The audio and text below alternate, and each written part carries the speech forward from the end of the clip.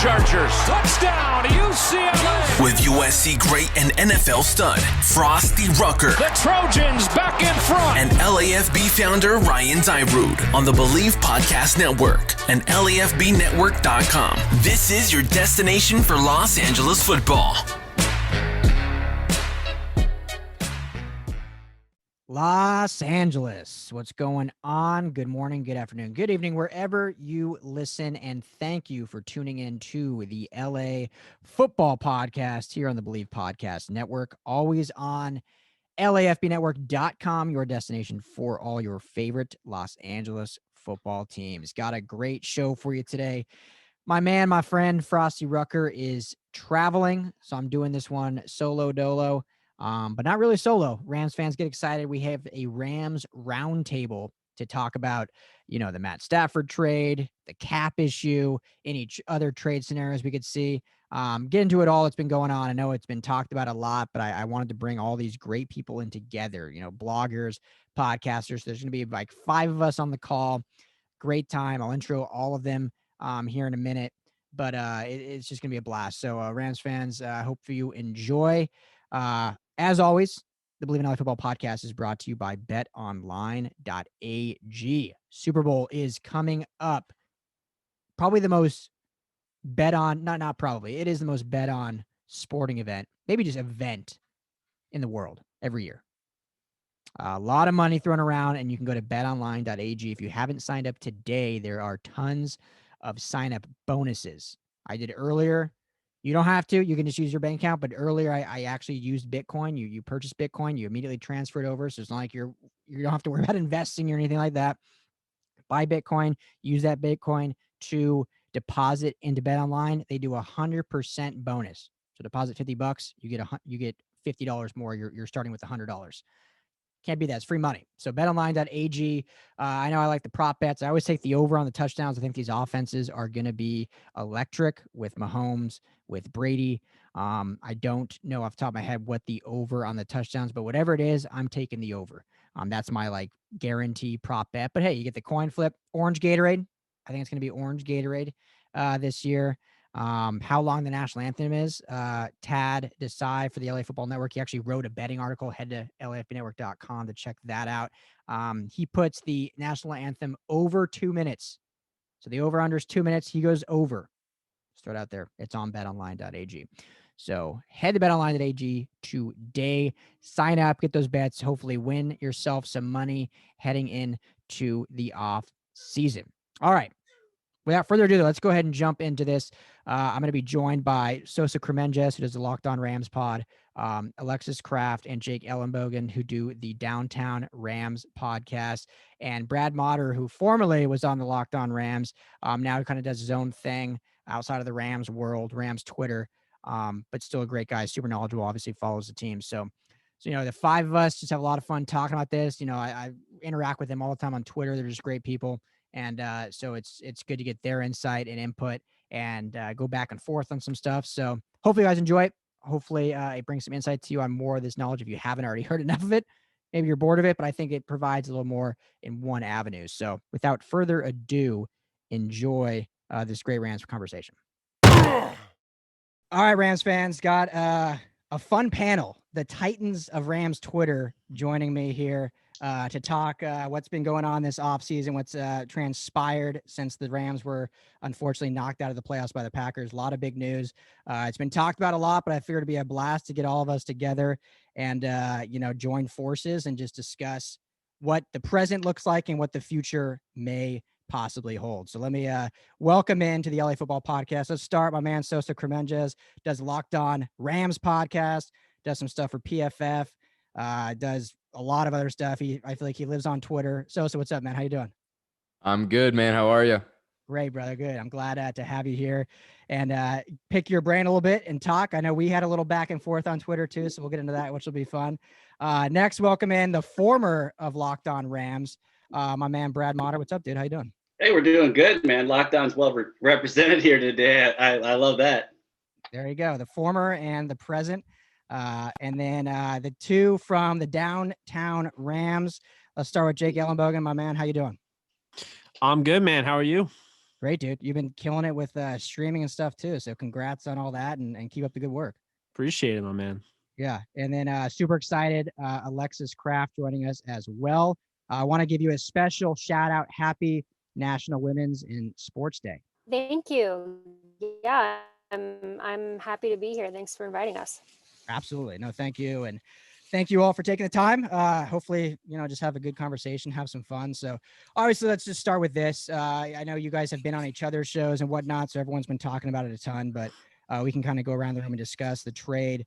Let me start first with you, Sosa. So Goff traded. Just talk to me how you like the move. I think you were one that you were critical of Goff, but I think you supported him too. But I think this is a move that you've been very, very excited for. So what were just your thoughts when the deal happened on Saturday night? Yeah, I think you summed it up pretty well.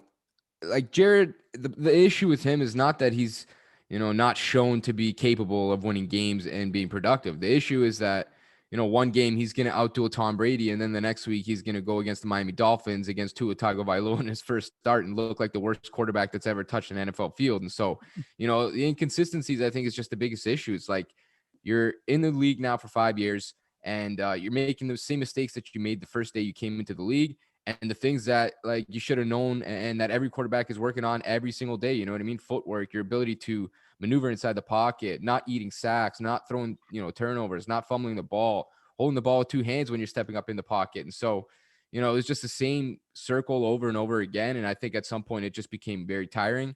And, I don't know how they would have won a Super Bowl with him. So at the end of the day, they made the move that, they think is going to catapult them into Super Bowl territory. And I happen to agree. I think Stafford is a top 10 quarterback, and that's in Detroit, throwing to, Marvin Jones and Danny Amendola and Quintus Cephas and Mohamed Sanu, who they pick up, and 5 days later he's starting for them. So, and under Matt Patricia, that's not exactly, anyone's idea of a successful head coach or an offensive minded guy either. So, I think we've seen a lot of good football from Stafford. And I think the most intriguing part is that we haven't seen that next step yet. And I think, Sean McVay, his ability to scheme and play call and design a good offense is going to help him kind of tap into something that we haven't seen from a guy who's 33, which is weird to say. Yeah, no, I agree. And it'll be fun to see him here. Keeping it with you real quick with Goff. I know a lot of people like to talk about the 2017 season, the 2018 season, how great he was. Do you think he regressed, or do you just think he had better pieces around him? They kind of took the league by storm with McVay's new scheme. And then once the league caught up, he didn't necessarily regress. It just was who he was, and defenses were able to shut him down. And he lost, Brandon Cooks. They had Sammy Watkins before that. So do you think that was more so it? I think it's a mix of both. Obviously, a lot of it had to do with the personnel and the fact that, you lose a stud left guard in Roger Saffold. And the quickest way to make a quarterback uncomfortable in the league is pressure right up the gut. And when you have no mobility like Goff, it's going to affect you even more than it does for everyone else. And so, you lose guys like that. You lose Brandon Cooks. You now don't have that vertical threat that you used to have. Your running game is no longer working. And I think it all kind of just piled onto him. And then, you see him trying too hard to make plays, like that interception he threw in Seattle in the second game where he's scrambling, right? And so, I think it was just like the perfect mix of bad things coming together. And unfortunately for the Rams, he just wasn't a guy that, can do more with less, I guess you could say, right? When he's in a good situation, when he's in a perfect situation, he can look as good as anyone in the league, right? Because when he's comfortable, he can get into a rhythm, and that's who he is. He's a pocket passer and a rhythm passer, and a guy who looks very accurate when he's allowed, to step into his throws and things like that. But when things start to break down is when he really, really regresses really quickly, where, you see other guys that are better out of structure, guys like obviously Patrick Mahomes, Josh Allen, Kyler Murray, these guys that have legs, typically guys that are more mobile. But I think Stafford brings that too. And I think that's part of the intrigue here is that, even if the Rams don't do anything else in terms of the personnel, I think Stafford is going to be able to do more with less where Goff couldn't. And so I definitely see, a significant upgrade at that spot.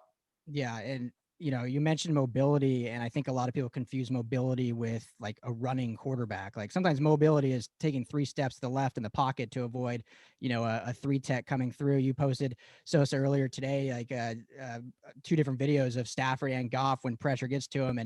And a guy coming not even off the edge, just up the middle, and Goff literally like steps into the rusher instead of stepping to the left 3 steps, and he could have then completed the pass. So sometimes that mobility is that simple. And I know a lot of fans have talked about the Rams offensive line, and Jake, I'll kind of talk to you about this, how, it's not going to matter who's quarterback, got to upgrade the offensive line. I've been a huge proponent. I think this offensive line is one of the better lines in the league. I mean, and PFF, I know, can be subjective and shouldn't be the end all be all, but they finished third in the season. A huge, substantial upgrade from last year to this year, having that continuity, playing together. And sometimes your quarterback, I think, can make your offensive line a hell of a lot better if you do simple things like move away from pressure instead of moving into pressure. Jake, do you agree with that? Am I crazy? Or do you think this offense line is set up good if they bring guys like Blythe back and Matt Stafford can make them look even better? Yeah, I mean, I think for a while they've been a scapegoat. And I think, people take 2019 like, well, there was no Roger Saffold, so everything fell apart. But, the thing with offensive line play is always about continuity and gelling.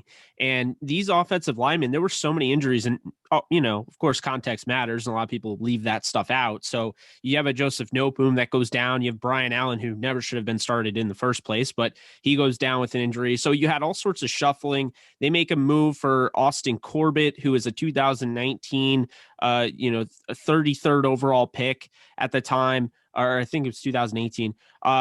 And I saw him at the Senior Bowl, and look, this guy, I knew right off the get-go, I'm like, he is going to be a good player. But the problem with the Senior Bowl is they like to, test the waters a little bit. And so for him, he was actually playing guard and doing well. They kicked him in at tackle. He struggled. And then so people, I saw on Twitter were like, wow, Austin Corbett's having a rough day. I'm like, yeah, because they kicked him in at tackle. He's not a tackle. Yeah. So essentially this is somebody they grab, they throw him in there. They get Blythe, who is a waiver claim from the Colts.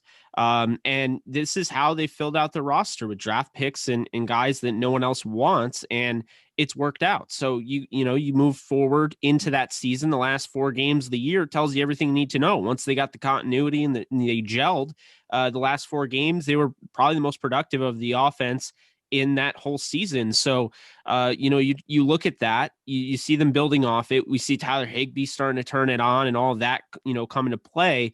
And then this year, I felt like the offensive line got even better. It wasn't 2018 that won the Built Ford Tough Offensive Line of the Year award, but it was a very good offensive line. And like I've said, I think people just use 2019 as kind of like a scapegoat just to not throw entire blame on Jared Goff, when in reality, the offensive line was bad for Jared Goff's career in 2016, all of it, because he had Greg Robinson protecting him at left tackle, first and foremost. Yeah. And then 2019 for 12 games.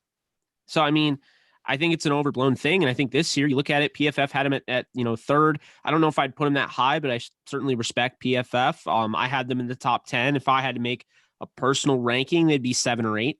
But I mean, that's really good considering they lose their left tackle, Andrew Whitworth, at the pivotal point in that season. And I know a lot of people that didn't watch the Rams, you could see in the national media, were trying to create this narrative that they were falling off a cliff because Whitworth was gone. But if you look, Joseph Noteboom wasn't the best in, the run blocking department, but he did his job as a pass protector and was actually pretty good filling in there. So, I mean, I just have to say, I think the offensive line it has become underrated, and it's going to be fun to watch these guys actually get the respect they deserve, because Stafford's going to be there and he's going to make them look better based on his pocket decisions, his subtle movement, his ability to manipulate the pocket first and foremost. And, I'll say this right now, even if they get Blythe back, I think they'll be fine, but they have a chance to turn this into the best offensive line in the league. And I think they're missing one key component. I think as good as Blythe is, the thing that can take them from good or great to elite is that premier center, a guy that can, a true mauler down low. Sosa knows where I'm going with this. Creed Humphrey out of Oklahoma would absolutely be a dream for this offensive line. If you bring everyone back and then you have Creed Humphrey at center, maybe they might end up trading Rob Havenstein. I think that would be fine. Personally, I don't think his game translates moving forward with all the athletic pass rushers coming off his side. He struggled big time with speed rushers, and hate to break it to you, but there's more guys coming in this draft. So I think if they were to move on from him, I'd be fine with Bobby Evans at right tackle. Maybe you kick Havenstein in at guard. I always wondered how that would work, but I do want a true mauling center, a guy that's going to be a tone setter, and that is Creed Humphrey at Oklahoma for me. So, they're one move, in my opinion, with everything leaving everything the way it was last year, no matter if you have Noteboom, Edwards, Bobby Evans at left guard, even if you keep Havenstein, to me, they're one move away, and that's, going out and getting Creed Humphrey at center. This will be a top 3 guaranteed offensive line in football. Yeah, I mean, that's a great pickup. And I always want to give hats off to Aaron Kromer, the offensive line coach, because of how versatile he's made these guys. I mean, he's great. Edwards and Bobby Evans drafted as tackles. Evans played tackle last year. Then David Edwards gets hurt, and Evans has to scoot in to play guard against the Packers in the playoffs. Like, a lot wasn't talked about just how well this unit as a Another whole guy I didn't mention though, Ankrum. Keep him in mind, because they like him more than people think they like him. So he was actually on the depth chart. He was next in line if Noteboom went down to play left tackle. And since that ability to cross train everyone that Kromer has, and I'd just like to point out that Kromer everywhere he's gone has been successful. So this isn't a shock. I think people are finally getting the picture. I don't know why he's not plucked, to be honest with you. Probably because McVay is probably like, no, you're not going anywhere.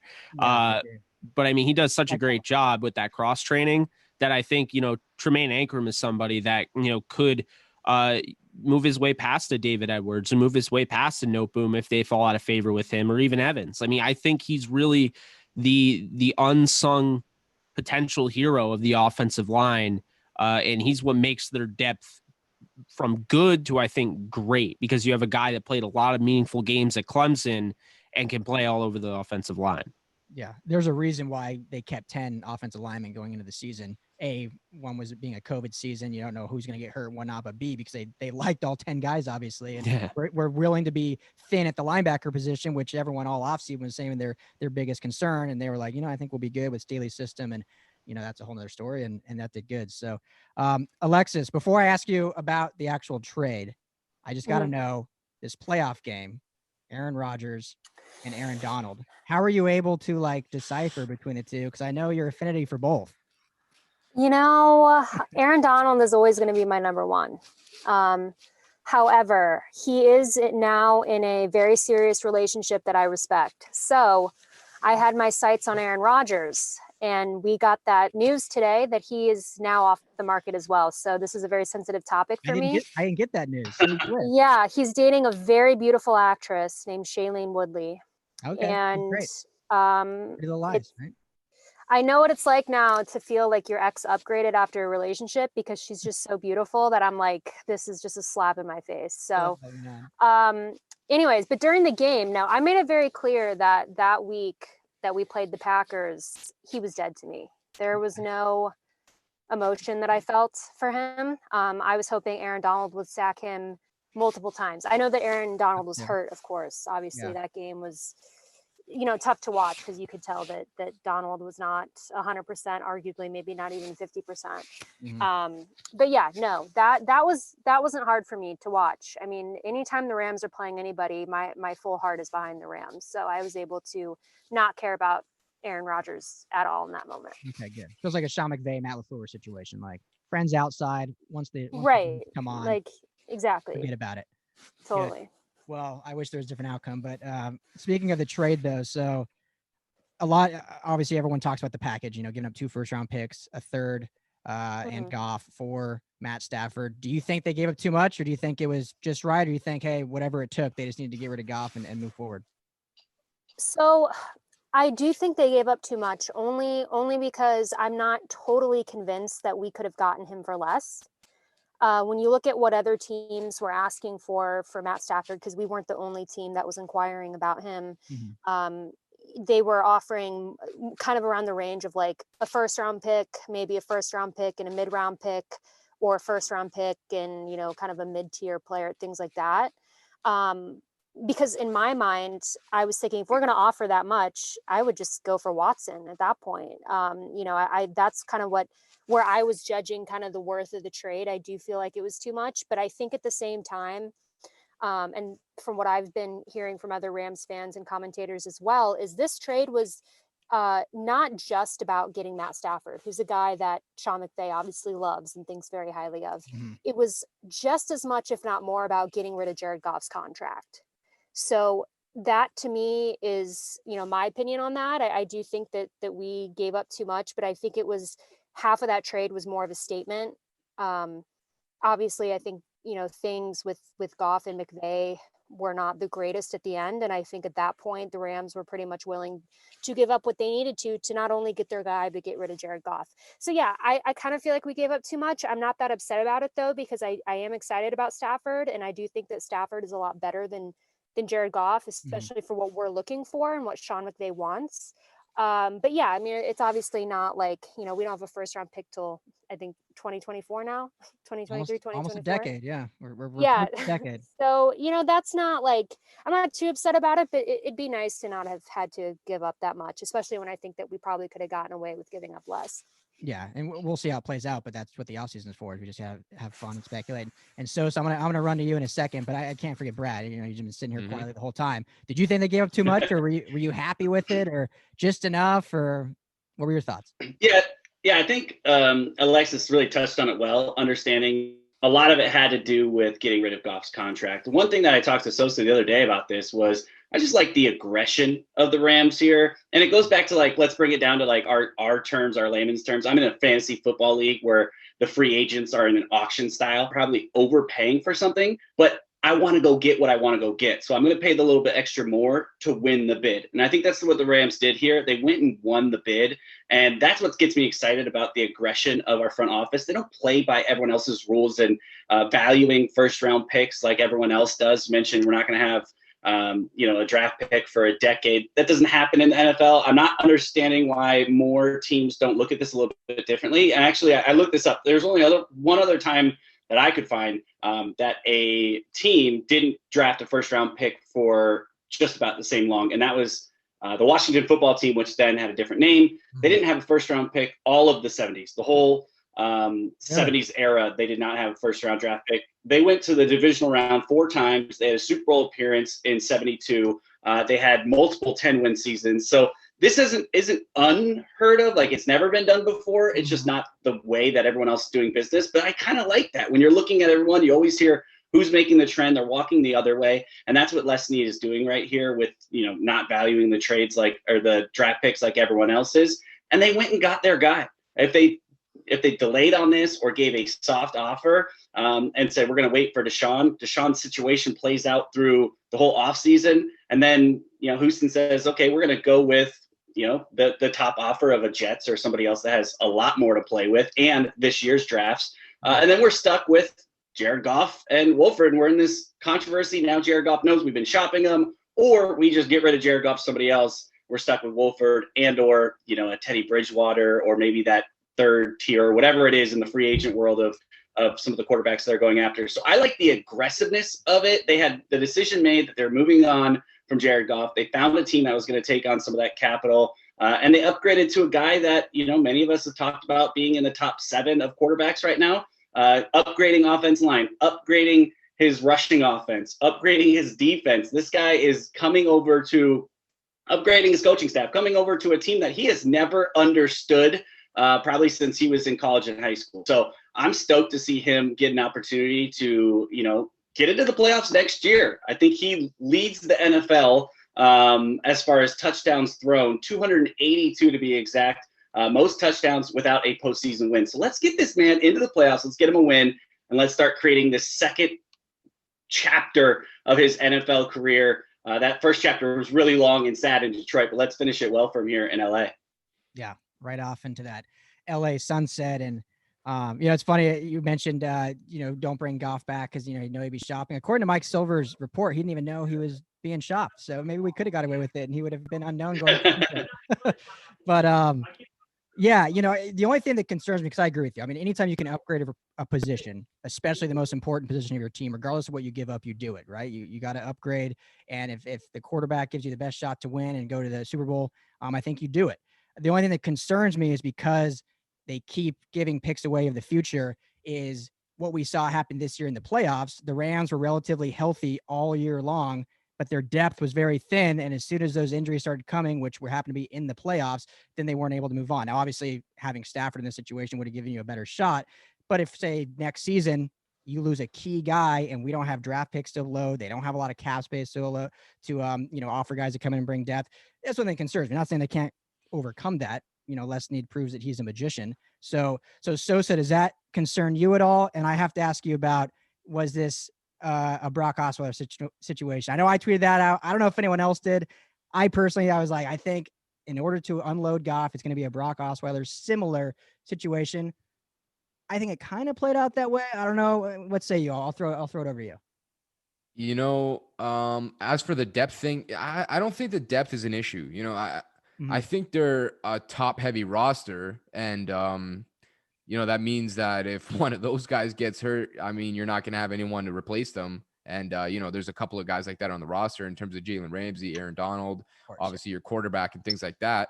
But I don't necessarily think the depth is an issue. You know, if they had more money, I don't know if that pass rush is any better. You know, if you remove Aaron Donald and you substitute whoever it is in there, you know, to replace him, because you can't replace him. And that's just the problem, is that, you know, they just happen to lose their most important player, specifically on the defensive side of the ball, going into Green Bay.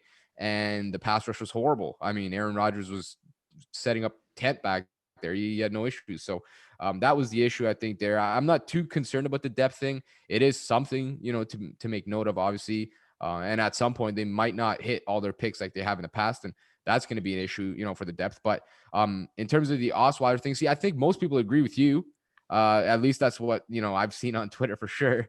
But I don't know, man. I don't know. Because when I look at it, if you trade a pick in the future, okay, every pick is devalued by a round for the future, right? So in terms of the Rams trading a first round pick in 2022, that is seen as a second round pick as of this draft, right?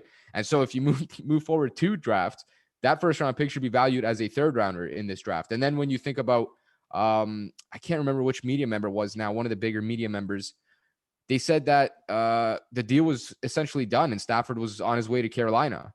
And then, you know, the last second, whatever, the Rams had to up their offer to get it done. I don't know if it was an Osweiler kind of thing. I think it was just that the Rams obviously don't have a first round pick in this draft, and that's an issue. And then when you consider the fact that Carolina has a top 10 pick in this draft, you know, that's obviously very attractive, especially for a team that's going to need a quarterback. And I think Detroit's pick might be in the top 10 as well. So having 2 picks in the top 10 would allow you to obviously move up in the event that you really like someone up there. And then, you know, I think they actually do like Jared Goff as well. You know, they said that they don't view him as a bridge quarterback, which I guess makes a little bit of sense. But I love the upside for Detroit because he is a bridge quarterback. And if he works, okay, well, you got a franchise quarterback for nothing. And if he doesn't work, well, you cut ties and you got all these picks anyways. And it essentially turns into a Brock Osweiler kind of deal. And so, you know, the upside for the Lions is absolutely massive. There is no downside, in my opinion. But, you know, I don't know if it was a Brock Osweiler kind of thing, because when I consider it, and I seen someone just say this about the Carson Wentz situation today, apparently according to Adam Schefter, the Eagles are going to, well, he wants to get out and they're going to have to now shop him because he doesn't want to play there anymore. But someone suggested that, and I suggested the same thing about Jared Goff prior to the trade, is that, you know, if the Rams can't move Goff to whatever team that they, you know, want to trade with, I guess at the time I was thinking about Houston, and if they wanted to incur or inherit Deshaun Watson, but, you know, the same theory applies for the Lions and the Stafford thing, is that if they don't want to take on Jared Goff's contract, is there not going to be a team somewhere around the league that's going to trade, you know, a third or a fourth or a fifth, whatever it might be, for a Jared Goff? Because I definitely think there would be, right? And then I don't think that the Rams would have to attach an asset to get rid of him, which I think you absolutely had to do with Brock Osweiler because he was just horrible. And I don't view Jared Goff the same. I think he's a league average quarterback, and in the right situation can be taken advantage of. But yeah, I see what you're saying for sure.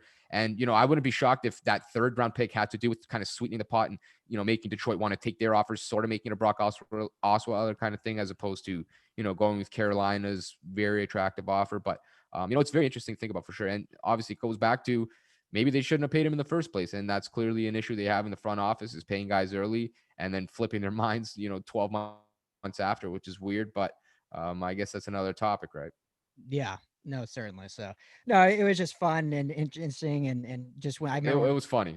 I remember when the Brock thing went down, it was like, dang, they literally had to give away a second round pick just to offload him. And I did hear once this trade happened that, and this is all just rumors and stuff, but I heard that the Rams could have potentially got it done with a first and a third, but as soon as they added Goff, it was going to take another first just to take the contract on. But, you know, who knows how factual that is, because like you said, Carolina had probably a better deal with their first and third being this year and higher. But either way, all that matters is it got done, and the quarterbacks are exchanged. Best of luck to Jared Goff in Detroit, who personally I think he could be decent with Anthony Lynn's system. It's going to be a run-heavy system. It won't require Goff to be the guy, kind of like what McVay wants to do, be a rollout guy. I think he can have the pressure off, and I think he could be fairly successful. We'll see. But I like the Stafford series. So, Jake, let's we'll talk briefly a little bit about more offseason stuff, because I want to talk a little about the cap, because that's another big conversation right now. Currently, I think the Rams are about $35 million over, if I'm not mistaken, according to Spotrac. You guys have talked a lot about, I think all of you have, like on your shows and stuff, about, there's definitely restructures they can do with Donald, with Kupp and these guys, with Ramsey, where they can get just within restructures, they can get close to zero and then do some other things that could actually give them some leeway to bring guys. I see a lot of stuff like, oh, we want this guy, we want this guy. And it's like, well, that does cost money. So let me just throw it to you, Jake, and say, like, what do you think needs to happen for them to, I guess, just free up, let's say 20 million, where they could even re-sign some of their own? Because, I mean, I think John Johnson's pretty much gone. I think Leonard Floyd's pretty much gone, but you still got Troy Hill you want to bring back. You got Darius Williams you want to bring back. So to bring back some of their own, and then also maybe have wiggle room to bring in one or two players. Yeah, well, I mean, first off, it's going to have to start with, getting those, as you said, those restructures done. I think Ramsey and Donald are guaranteed. It's too easy. They're going to, free up. And this is just a base salary restructure. They can go more creative and free up more space. But this is just a base salary restructure, according to Spotrac, that they could be around the $12 to $15 million range each. So when you do the math there, you're 35 million over. So say, they're both 15, that's 30. So then you're only 5 million over the cap. And then you start to look at an extension for Stafford. And I'm not sure if it was Sosa and I that were talking about this or not. I was talking about this with somebody, but just because that report came out that the Rams aren't going to have a contract extension for Stafford, that doesn't mean they're not going to give him one. That means that there's not going to be one that's part of the deal. And a lot of times that those deals happen, they come with a contract extension. Anytime it's really a quarterback, you can expect one to be done. So this was different. They decided to have the 2-year deal, but I think that they are going to try to hammer out a contract extension that not only extends Stafford, and I understand that's kind of risky before seeing him play, but there's no worry for me. I have him as a top 7 quarterback in the league. But, what I see is that, the opportunity of freeing up some money. So maybe, you kick the can down the road and you restructure Stafford inside of that contract. You move some money around, and then you could be looking at, now you're under the cap. Now you have around 10 million. And then you get Cooper Kupp and Robert Woods in the building and say, look, we're trying to win a Super Bowl. Are you guys in? Like, do you want to, help us out? Or just, restructuring your deal and, convert it to bonus money. And then if they agree to that, then you could be looking at over 30 million in cap space. And they could even do more by trading away Havenstein, would save you 5 million. If Whitworth were all of a sudden to retire, it'd save you 11. I just think that's such a downgrade if he retires that you'd rather just have him than have the 11 million. But there's a lot of different things that they can do. And I mean, of course they can do it, as in it's possible, but you can't just restructure players without their approval. So, that's where I think it becomes an issue. Do they want to do that? And to me, I mean, I would never have an issue personally, but some guys do, and they turn it down. And there was some speculation that Goff actually turned down a restructure and that had to do with him getting out so quickly.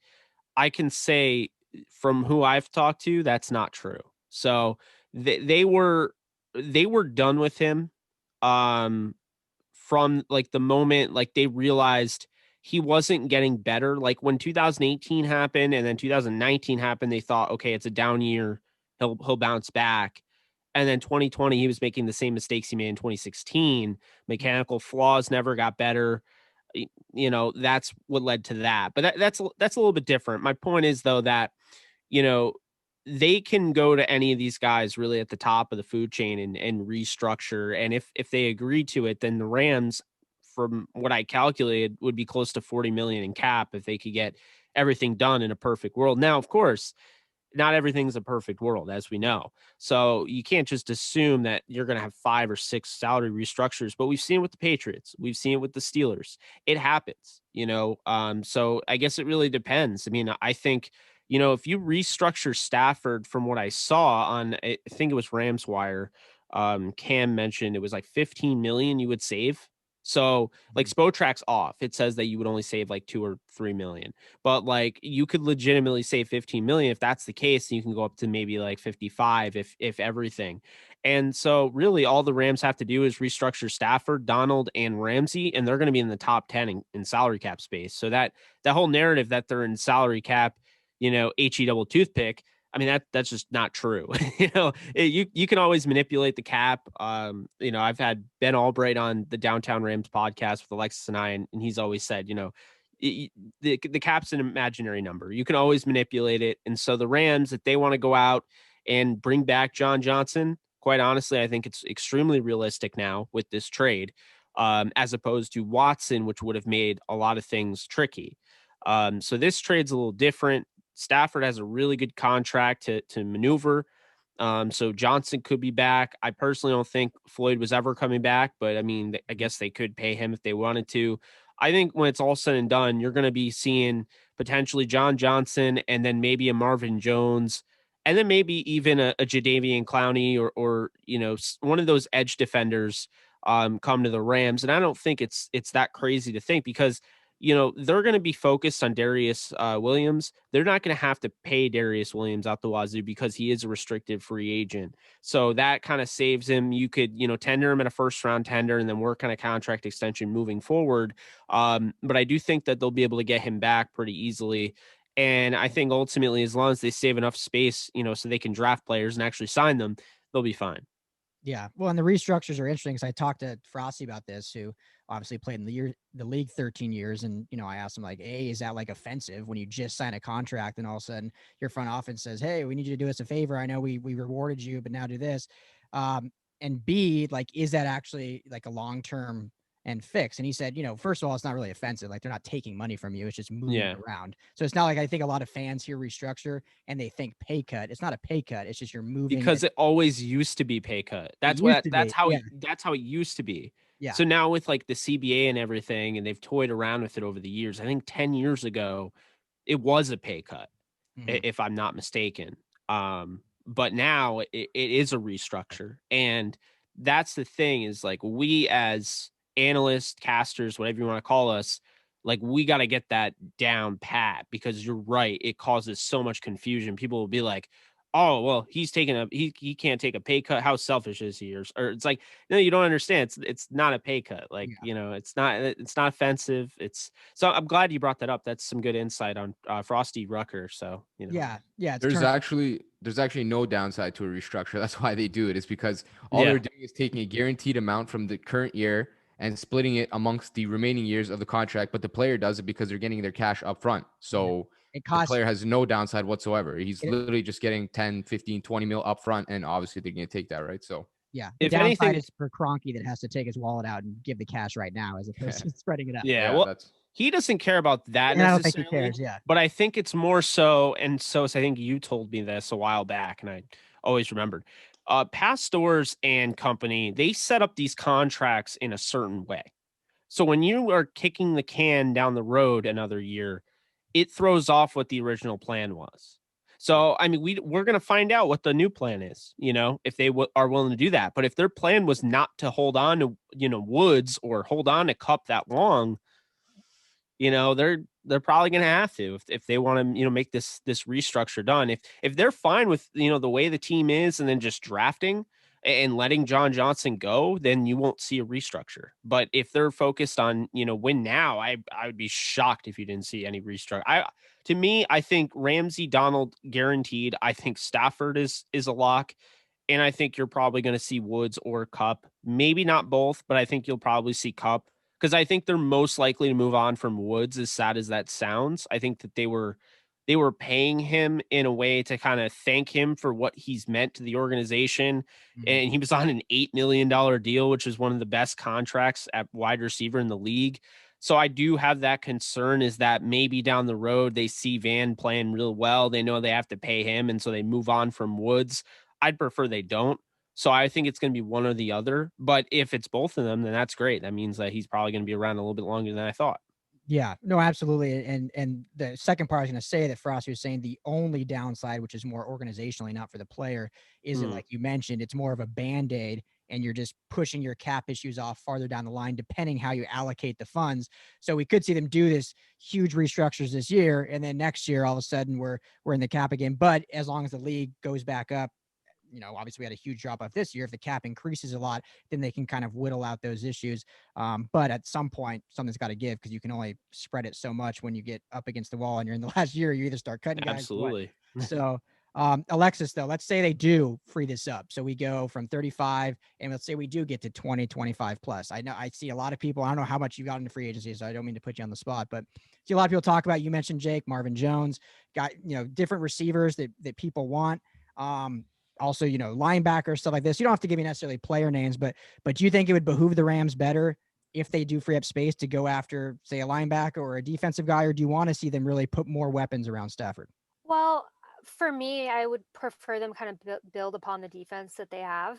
And I was telling Jake on our last show that, to me, what I feel is a big weakness on our defense is that inside linebacking position.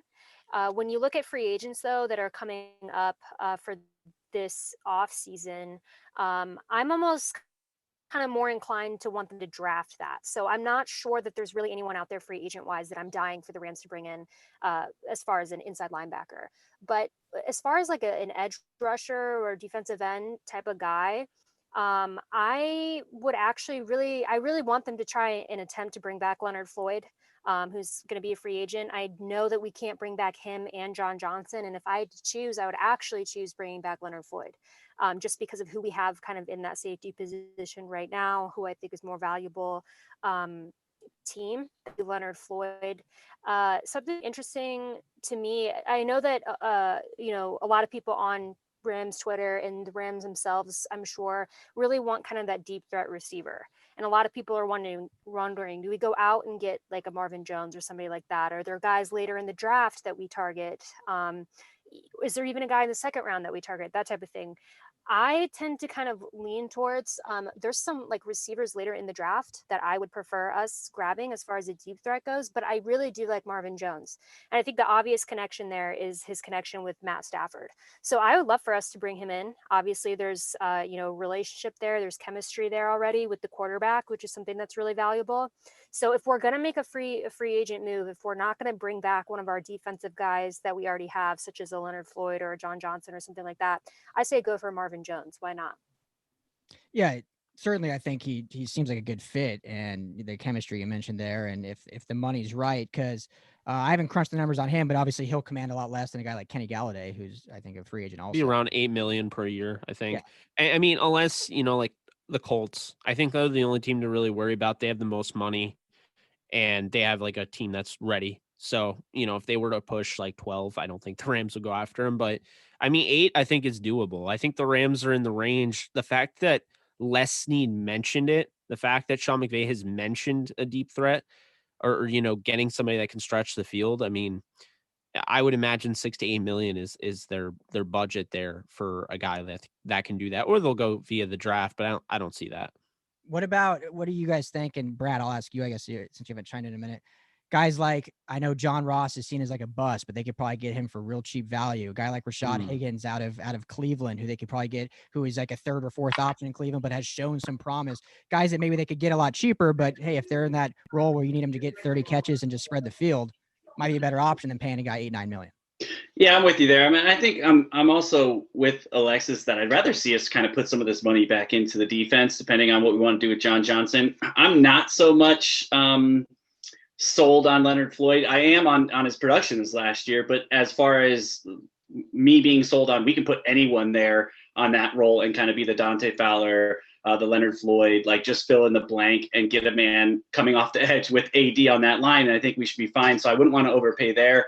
But going back to the offense side, it would be nice. I think it's the luxury side of adding some pieces. Like we've got a really nice core there.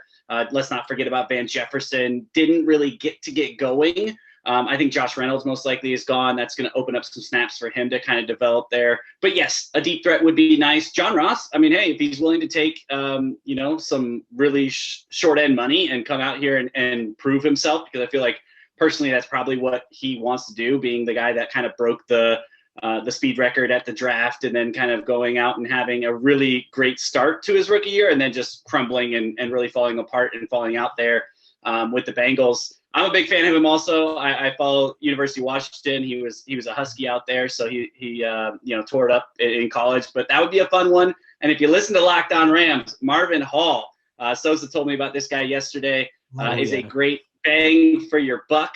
If you're looking for the Moneyball approach of finding a really cheap guy, I like how I can just repurpose what Sosa told me yesterday and make it sound like I'm smart here. Because I had to Google this guy. I'd never really heard of him. But, man, talk about, again, that Moneyball approach of finding a guy who didn't get a lot of action, but when he was in, was going for big yardage, touchdowns, big plays, and has that connection with Stafford. So there's a bunch of guys out there, and that's what's exciting. Again, going back to Les Snead, the aggressive approach is that I think it's going to be fun. And this is our first conversation here in the off season, but I'm sure there's going to be a few texts going through going like, all right, something else crazy just happened.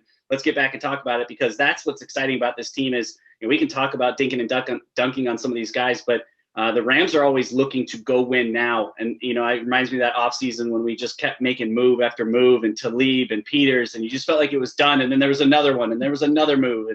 And so I'm kind of hoping for one of those off seasons where the Rams just kind of keep throwing some of the logic out the window, not worrying about salary cap, and, figuring out a way to restructure like Jake had talked about, and just finding ways to get Stafford that team that he's always wanted, and allow this team to not fall off any, because if you look at the NFC, everyone's trying to stockpile. We don't know what the Niners are going to do. We don't know where Watson's going. So we got to keep moving forward, and I expect the Rams to be aggressive with filling out the roster, both on offense and defense. Yeah, and I think what the Rams have shown, well, it's funny you say win now. I was on a show a few days ago. I'm like, are the Rams in win now? I'm like, bro, the Rams have been win now for like 4 or 5 years. Like every year they create all these picks, make these moves to in a win now mentality. So nothing's changed there. But I think what the Rams have proven in these last couple of years is they can take, I don't want to call them retread players, but players that have been kind of down on their teams, i.e., Leonard Floyd. I would even say Robert Woods, who didn't get off to a great start with Buffalo, was kind of a decent piece as a receiver, and then comes to LA and becomes a really dynamic part of this offense. So that's why I mentioned a guy like John Ross, who obviously has the speed and the talent they can get for cheap, and all of a sudden he can come and redeem himself, and some of the other receivers you mentioned. A guy on, if we want to look edge rushers, if they don't want to pay Leonard Floyd, Marcus Golden is a guy that I love, that's kind of bounced around from Arizona and New York, and now back in Arizona. So he's a guy that can get after the quarterback. So definitely options there. And it's going to be fun all off season long to see how they do work this cap and how they, make stuff work. And, if anyone can do it, Les Snead seems to be the magician behind the crystal ball that just makes stuff happen. So with that, guys, I've kept you probably longer than I already promised. So I appreciate all of you for jumping on with me. You guys all do awesome work for your own respective shows, websites, all that stuff. So I appreciate you all. I know everyone listening probably knows, but let me just go around just to give you guys credit. So where can everyone find you? What do you do? Yeah, you can find everything I do at PFF or at Locked On Rams, the podcast, or I guess on my Twitter at QB's MVP. That's where my epicenter, my hub is there. There you go. Always great stuff. Brad, what are you doing now? And where can people find you? Hey, man, I'm a weekly guest on Locked On Rams, which is always a bunch of fun. You're a civilian. Yeah, exactly. You can find me on Twitter. I'm usually just retweeting everyone else on this panel stuff and kind of commenting. It's at LA_Rambling Bear. But yeah, Wednesdays on Locked On. And then when anyone picks up the phone and says they want to talk football, I'm usually game. There we go. Always good. Alexis, where can everyone find you besides where you're sitting now? You can find me on Twitter at the Alexis Kraft. That's Kraft with a K. I'm always on there rambling about football and other things. Or the podcast that I do with Jake, Downtown Rams. There you go. Keep up the great work. And Jake, lastly, where can everyone find you at? Well, you can find me on Downtown Rams, Downtown Sports Network, the Downtown Rams podcast with Alexis. And now I have a YouTube channel. So you can follow that or subscribe to that. Jake Ellenbogen, literally just my name. And then Twitter at JKBoganDTSN. There you go. So that's where everyone you can find Guys, I really appreciate you. Thanks so much for taking some time with me, and keep up all the great work. And I'm sure we'll definitely talk soon and throughout this whole offseason. So thanks so much. Really appreciate you. Yeah, man, this is fun. Yes, sir. Thank you. So Thanks for having us. All right. Huge thanks to all my guests. I had a lot of fun with that. Talking football, it's always fun. Doesn't go wrong. So, yeah, thanks to all of them for coming on. Thank you all for listening to the LA Football Podcast. We got big things planned this offseason. Frosty and I have a lot of stuff in the works. We have a lot of great guests. Just last week, we had Marshall Faulk on, Hall of Famer. If you haven't checked that out, make sure to check that out. Last week, Nick Hardwick was on, the great San Diego Charger. Now they're the Los Angeles Chargers, but he played in San Diego.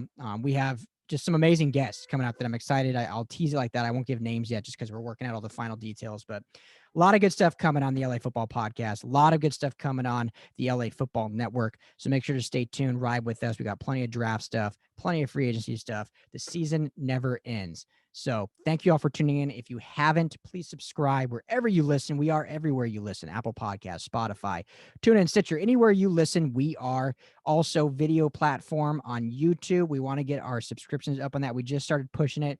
We've been putting videos up there all off season, but it's kind of just been putting them there and then going on. Well, we want to start growing that channel because we're going to start doing some film breakdown. Frost is going to legit sit on the iPad, camera over him, doing film breakdown. Who doesn't want to see a 13-year NFL vet breakdown film? If you're going to watch it from someone random on Twitter, why not watch it from someone who did it in the NFL? So that's going to be on our YouTube channel. It'll be on Instagram and Twitter and Facebook as well. All of that at LAFB Network. So go follow, like, subscribe. It means the world to us. It helps us out. And then we can interact more with you. And because if you're on the subscription list, we can see who's there and we can interact, talk football, talk ball, have more fun. So thank you all so much. Have a blessed rest of your week. I hope you enjoy the Super Bowl. I don't think I'll be recording again before the Super Bowl. Possibly, but probably not. So if I don't, have a great Super Bowl. Be safe, be healthy, enjoy it with who you're watching. Let's not go too crazy though. Things are starting to get better. Let's try to stay on track with everything going on. But enjoy the game, and hopefully this next year we'll be talking. I'm going to predict right now, Rams Chargers in the Super Bowl. This year was the first year ever the Tampa Bay Bucks, or I don't want to say Tampa Bay Bucks, but the first year ever the home team played in their home stadium on the Super Bowl. Next year, I'm going to predict two teams, Chargers and Rams at SoFi. The Super Bowl is at SoFi next year. It's going to be great. So thank you all for listening. Have a great week. Enjoy the game. We'll talk to you all soon.